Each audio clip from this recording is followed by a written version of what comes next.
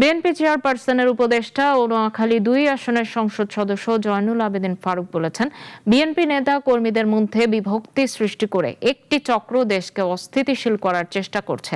শনিবার সকালে নোয়াখালী সেনবাগের কানকিরহাট উচ্চ বিদ্যালয় মিলনায়তনে শিক্ষার্থীদের পুরস্কার বিতরণী অনুষ্ঠানে প্রধান অতিথির বক্তব্যে একথা বলেন তিনি।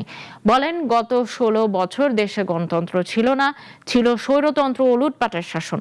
তবে বর্তমান জনগণের ভোটে গঠিত সরকার শান্তিপূর্ণভাবে দেশ পরিচালনা করছে। সকলকে ঐক্যবদ্ধ থেকে সরকারকে সহযোগিতা করার আহ্বান জানান তিনি। আপনাদের মধ্যে ভাইয়ে ভাইয়ে, দলে দলে বিভক্তি সৃষ্টি করে একটা গ্রুপ চান্স নেবে দেশে অস্থিতির সৃষ্টি করার জন্য।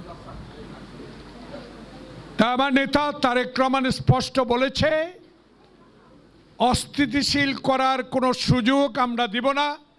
আমরা যদি কোনো নেতা কোনো অন্যায় করি, সেটা স্বীকার করে নিলে মানুষই ক্ষমা করবে।